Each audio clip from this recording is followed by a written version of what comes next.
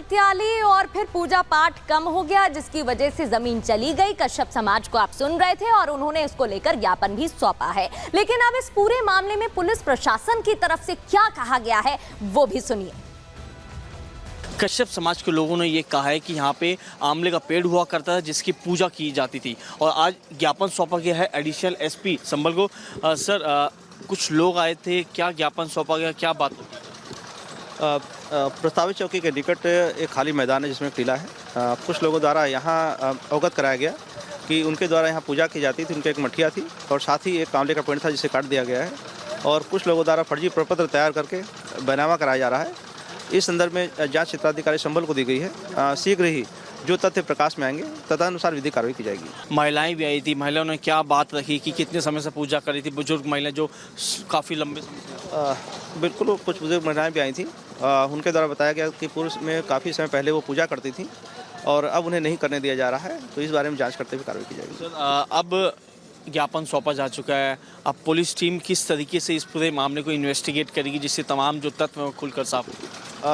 इस संदर्भ में प्रपत्र देखे जाएंगे और साथ ही संबंधित विभाग से भी पत्राचार किया जाएगा और जो भी तथ्य प्रकाश में आएंगे और जो भी जांच के तथ्य आएंगे उनके अनुसार वैधानिक कार्रवाई की जाएगी।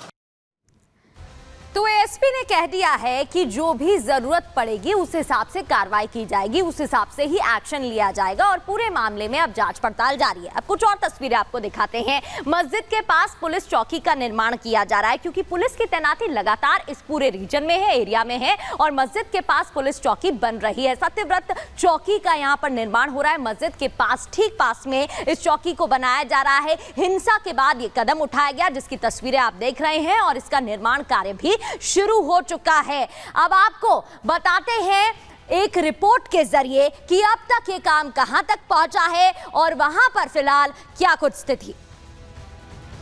संभल में शाही जामा मस्जिद के सामने सत्यव्रत पुलिस चौकी बनाने का जो कार्य है काफ़ी ज़्यादा तेज़ी से चल रहा है। तस्वीरों के माध्यम से मैं आपको दिखाना चाहूँगा। सामने की ओर आप देख सकते हैं शाही जामा मस्जिद है और इसी जामा मस्जिद के सामने जो है पुलिस चौकी बनाने का जो काम है वो काफ़ी ज़्यादा तेज़ी से चल रहा है। मैं अपनी बाईं ओर की ये तस्वीर दिखाना चाहूँ तो आप देख सकते हैं लगभग 300 गज के दायरे में ये पुलिस चौकी बनाने का काम चल रहा है। बड़ी संख्या में जो लेबर है वो यहाँ पर काम कर रही है। साइड में देख सकते हैं जो चौकी की जो बाउंड्री है उसको पहले तैयार करने की जो तैयारी है वो यहाँ पर की जा रही है। पूरी तरह दीवार को यहाँ पे बनाया जा रहा है। इसके अलावा ये बड़े बड़े जो आप लोहे के जो सरिये देख रहे हैं ये इसी के आधार पे जो है लेंटर यहाँ पे डाला जाएगा। लेंटर बनाने का जो काम है तेजी से हो रहा है और तस्वीरों को देखकर यही लग रहा है कि आने वाले 2 से 3 दिनों के अंदर इस चौकी को पूरी तरह तैयार कर दिया जाएगा। तो देखिए, एक तरफ जहां सत्यव्रत चौकी का निर्माण किया जा रहा है जिसकी तस्वीरें आप देख रहे हैं, तो दूसरी ओर AIMIM के अध्यक्ष यानी कि ओवैसी को मिर्ची लग रही है और इस पर उन्होंने सवाल भी खड़े कर दिए और आरोप भी लगा दिया। क्या कुछ कहा, सुनिए। मस्जिद के सामने एक पुलिस आउटपोस्ट बनाया जा रहा है और पुलिस आउटपोस्ट का जो फाउंडेशन है वो भी उसमें सेकुलर तरीके से नहीं किया जा रहा है। तो हम ये पूछना चाह रहे हैं कि अब इतना पैसा आपके अगर है तो आप संभल में हो या जहां जहां उत्तर प्रदेश में मुस्लिम इलाके हैं वहां पर आप स्कूल बनाइए ना, अस्पताल बनाइए, वहां पर पुलिस स्टेशन, पुलिस आउटपोस्ट, शराब खाने तो आप बहुत खोल चुके हैं मुस्लिम इलाकों में, उसकी जरूरत ही नहीं है। बजाय उसके आपसे वही स्टीरियोटाइप इमेज, शक करने की जो आपकी सोच है उस शक करने की सोच को आप मजबूत कर रहे हैं इस तरह की हरकतें कर संभल में। और चलिए अब आगे बढ़ते हुए दूसरी खबर का रुख करेंगे, जहां दिल्ली में चुनाव से पहले 2025 विधानसभा चुनाव से पहले आम आदमी पार्टी ने नया दांव चल दिया है। क्या इस दांव के चलने के बाद आपको जीत मिलेगी?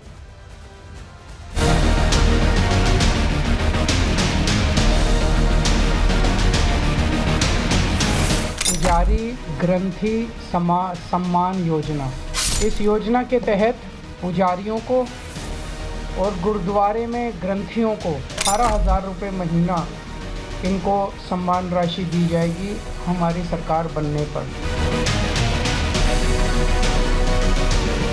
सोचता है अरविंद केजरीवाल, झूठ बोलता है, उसका काम है झूठ बोलना।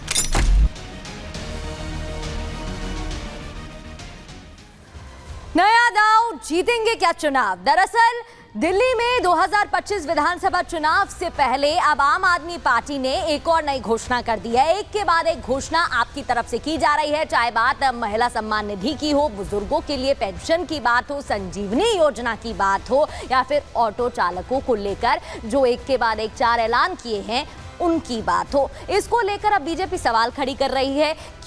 क्योंकि पहले से ही 2100 वाली स्कीम फंसी हुई है, लेकिन उसके बाद अब एक और योजना का ऐलान किया गया है, जहां पर कहा गया है कि 18,000 रुपए हर महीने दिए जाएंगे। लेकिन इमामों को अपनी सैलरी 17 महीने से नहीं मिली है, तो फिर ऐसे में जो ये नई योजनाएं, नई स्कीम्स की बात कही जा रही है, वो पैसा कहां से आएगा, ये सवाल बीजेपी पूछ रही है।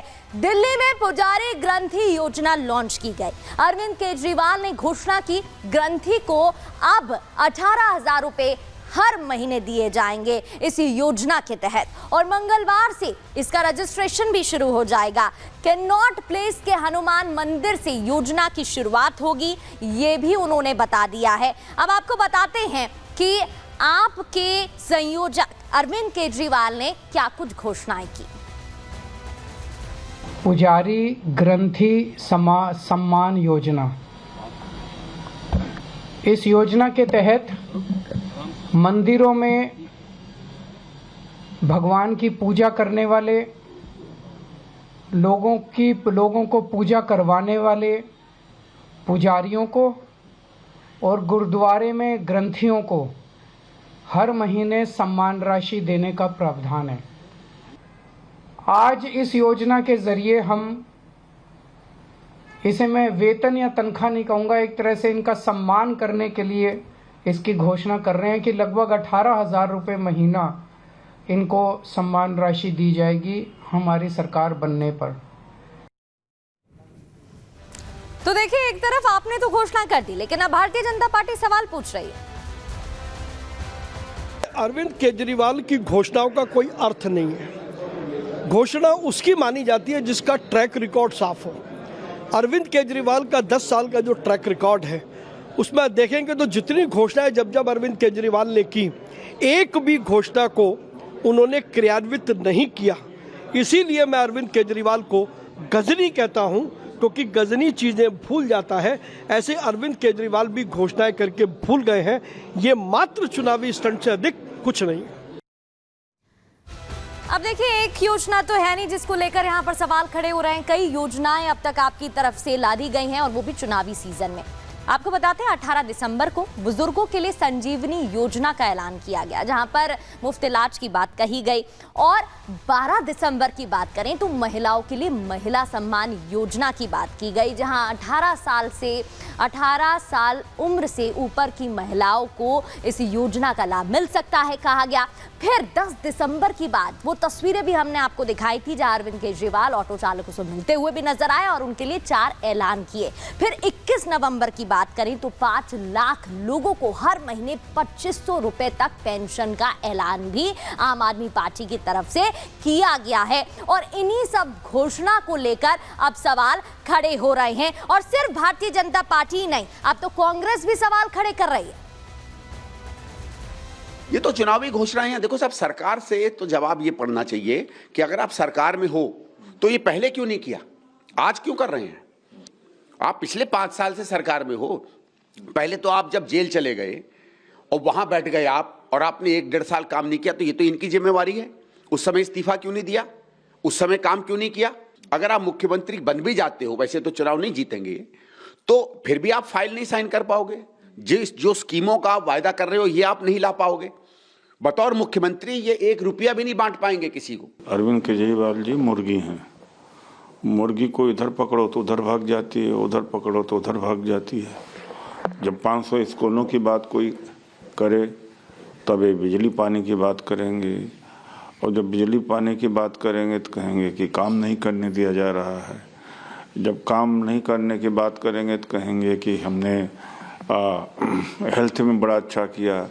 जब हेल्थ में पकड़े जाएंगे तो कहेंगे कि देखिए हमने जो है करप्शन दूर किया है। जब करप्शन पकड़े जाएंगे तो जिस पर इनको पकड़ा जाता है उसको छोड़ करके दूसरे मुद्दे पर चले जाते हैं।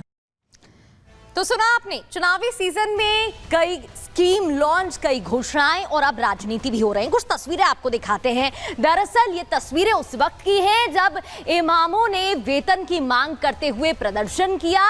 केजरीवाल के आवास के बाहर प्रदर्शन करते हुए इमामों की ये तस्वीरें आप देख रहे हैं, जिनका कहना था कि भाई हमें अपनी जो सैलरी है, हमारी सैलरी 17 महीनों से अटकी हुई है, फंसी हुई है, वो 2100 रुपए वो सैलरी हमें नहीं दी जा रही है। और उसके बाद एक और घोषणा कर दी गई जहां 18,000 रुपए हर महीने देने की बात कही गई, जिसके बाद अब ये सियासत गरमाती हुई नजर आ रही है। तस्वीरें आपको दिखा रहे थे जहां पर तमाम वादे कर दिए गए हैं, लेकिन प्रदर्शन भी इमामों की तरफ से किया जा रहा है। दिल्ली में वेतन न मिलने से इमाम नाराज हैं और केजरीवाल आवास पर इमामों ने प्रदर्शन किया।